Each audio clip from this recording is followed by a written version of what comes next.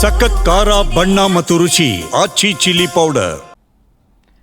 High command ನಿರ್ಧಾರ ಅಂತಿಮ, ಪಕ್ಷದ ಗೆರೆ ದಾಟಲ್ಲ. ಸಿದ್ದರಾಮಯ್ಯ ಅವಧಿ ಮುಗಿದ ನಂತರ ಡಿಕೆ ಶಿವಕುಮಾರ್ ಸಿಎಂ ಆಗಲಿ ಅಂತ ಸುವರ್ಣಸೌಧದಲ್ಲಿ ಸಚಿವ ಜಮೀರ್ ಅಹಮದ್ ಖಾನ್ ರಿಯಾಕ್ಟ್ ಮಾಡಿದ್ದಾರೆ. ಡಿಕೆ ಶಿವಕುಮಾರ್ ಈಗಲೇ ಸಿಎಂ ಆಗ್ತಾರಾ ಅಥವಾ 2028ಕ್ಕೆ ಆಗ್ತಾರಾ, ಯಾವ ಅವಧಿಗೆ ಸಿಎಂ ಅಂತ ಹೈಕಮಾಂಡ್ ತೀರ್ಮಾನವನ್ನ ಮಾಡುತ್ತೆ.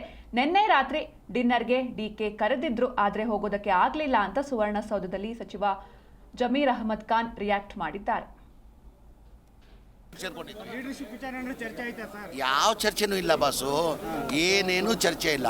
ಆ ಚರ್ಚೆ ಮಾಡಬೇಕಾಗಿರೋದು ಯಾರು? ಹೈಕಮಾಂಡ್ ಚರ್ಚೆ ಮಾಡಬೇಕಾಗಿರೋದು. ಅವ್ರ ಮುಖ್ಯಮಂತ್ರಿ ಈಗ ಅವ್ರ ತಂದೆಯವರು ಮುಖ್ಯಮಂತ್ರಿ ಆಗಿದ್ದಾರೆ. ಅದ ಎರಡನೇ ಮಾತು ಇಲ್ವೇ ಇಲ್ಲ. ನಾನು ನೆನ್ನೆನೂ ಹೇಳಿದ್ದೀನಿ, ಆಲ್ವೇಸ್ ಟೈಗರ್ ಜಿಂದಾಯ್.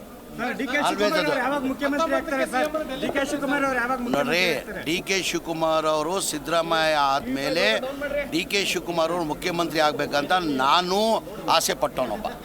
ನನಗೂ ಅವ್ರು ಆಗಬೇಕಂತ. ಯಾವಾಗ?